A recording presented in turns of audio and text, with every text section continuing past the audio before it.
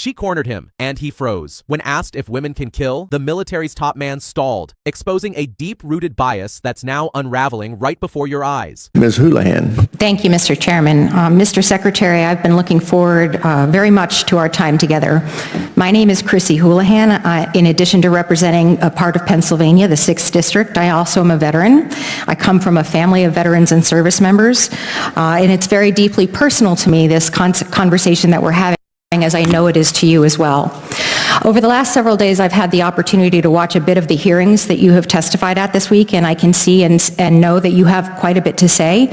But since I only have 5 minutes, I'm going to try and focus my time on a concept that you talk about very frequently, and that is lethality. By definition, lethality simply means being capable of causing death. Secretary Hegseth, I have a couple of clarifying questions that I'd like very much to get through. So in the interest of time and efficiency, I would ask just simply for a yes or no from you for the answers to these questions in advance, and I thank you. So given that definition of lethality, would it be fair to say that both men and women are, generally speaking, capable of causing death? It depends. Yes or no, sir? Depends on the context. Yes or no? Yes or no? Are men and women capable of causing death? It depends on the context. Yes or no? It depends on the context. It's unbelievable to me that you can't come up with an answer whether or not a man or a woman can cause death. That's an obvious yes. Would it be fair to say that the U.S. military trains our soldiers in multiple ways to be capable of causing death, whether they are men or women? That's a big part of our job. Yes. Would it be fair to say that both men and women are capable of pulling a trigger of a rifle to cause death? Yes or no? Sure. And would it be fair to say that both men and women are capable of operating an unmanned combat drone or maybe pushing a button to launch a missile to cause death again? Yes or no? I know what you're getting at, ma'am. Yes? But it is, so lastly, men and women sir, carry equipment differently, lastly, a 155 round lastly, differently, sir, a rucksack differently, reclaiming my a 240 Bravo time, machine gun I asked differently. about missiles and drones, It is the gentlelady's time. time. Reclaiming my time, Ms. Pause. sir. It is the gentlelady's time. Would it be fair, finally, to say that both men and women are capable of piloting a jet or a helicopter to combat people and to cause death as a consequence? A lot of wonderful female Yes pilots. or no? So while I agree with you that physical fitness, as you were mentioning, is a very strong and important component of lethality, the warfighter that you have written about in your books and talked about on various podcasts is but a very, very small piece of the overall lethality picture. In fact, we estimate only about 10% of our military personnel are directly involved in the kind of combat that you're referring to. Rather, 90%, that's the math, of our troops are doing other jobs that support and enable those 10%. So to put it simply, lethality cannot be measured solely by the damage that a 6'3", 225-pound Christian male with a rifle can do to the enemy anymore. Sure, I agree he's part of that solution, but it is an incomplete and at best very dangerous and very homogeneous description of that. Lethality is equal parts technical skills, tactical experience, cognitive problem solving, and physical fitness. It's not about one person, but it's about many. It's not about blue or red. It's not about liberal or conservative, Christian, Jewish, or agnostic. It's not about North and South. Here are some statements that you have said previously about women in service. This is 2024, sir, not when you were a 19-year-old. You have said that women are life givers, that dads push us to take risks, and that moms put the training wheels on our bikes, that we need moms, but not in the military.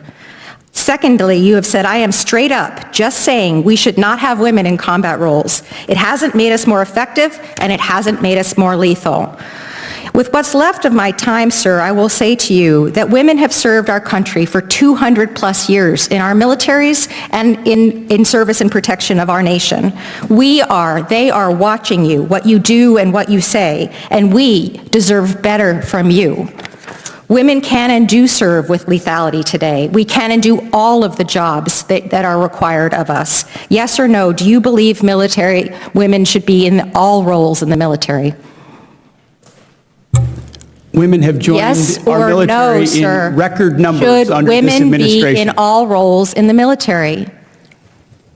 Standards should be high and equal for Yes all positions. or no, sir, we agree. Should they Standards- be in all roles in So military? my job is that yes 10% or no? stays as sharp as Reclaiming my possible. time. Standards should be high and equal. Reclaiming my time. Will you agree that that women should be able to perform in all combat roles, assuming they meet the standards? Gentlelady's time's expired. It's all about standards. Before we move, What you just witnessed was a powerful dismantling of outdated military thinking delivered with surgical precision by Congresswoman Chrissy Houlahan, a veteran who knows exactly what it means to serve. Her confrontation with Secretary Hegseth didn't rely on grandstanding or shouting. Instead, she used sharp, undeniable logic and simple yes or no questions to reveal something damning. The person overseeing America's military readiness cannot admit, on record, that women are equally capable of delivering lethal force. And that silence speaks volumes. When someone dodges a basic truth like, can women operate drones, fire weapons, or fly combat aircraft, especially someone charged with national defense, you know the problem isn't facts. It's ideology. Houlahan exposed how the idea of lethality has been twisted into a caricature reserved for a narrow stereotype, the large, muscular Christian male soldier. But that's not the battlefield anymore. Today's warfare is complex, hybrid, and requires intelligence, tech skill, and teamwork as much as brute force. And yet, the leadership still clings to 1950s imagery, ignoring the 90% of military roles that aren't even frontline combat. This wasn't just about semantics or strategy. It was about who gets to belong, who gets to be respected, and who gets written out of the story. When Houlahan recited Hegseth's own past words about women being life givers, about moms being too nurturing for war, she exposed not only his prejudice, but the system that tolerates it. This wasn't one man misspeaking. This was a mirror held up to an institution that still measures worth through the lens of gender. And let's be clear, these biases don't stay in hearings. They trickle down into policy, promotions, deployments, and ultimately, lives. Every time a woman is told she's too emotional to lead, too delicate to fight, or too much of a distraction in the field, these statements gain legitimacy from people like Hegseth. But Houlahan didn't just challenge the narrative, she shattered it. She stood up for every woman who's worn the uniform, every girl who dreams of flying a fighter jet, every soldier who's been told she's second tier. And in doing so, she reminded us that our military is strongest when it reflects the diversity of the nation it defends. Institutions like the Pentagon are built to protect themselves, even from progress. But that's why moments like this matter, because they expose the quiet bias hiding behind standards, the coded language used to exclude under the guise of tradition. Watching this unfold, we should all ask, if the military can't say yes to equality in 2024, what else are they refusing to confront? How much talent, skill, and readiness are we losing because of old world thinking? And more importantly, how long will we allow it? This isn't just about the military, it's about leadership, fairness, and who we choose to trust with power. Chrissy Houlahan showed courage, clarity, and conviction. She didn't flinch, and neither should we.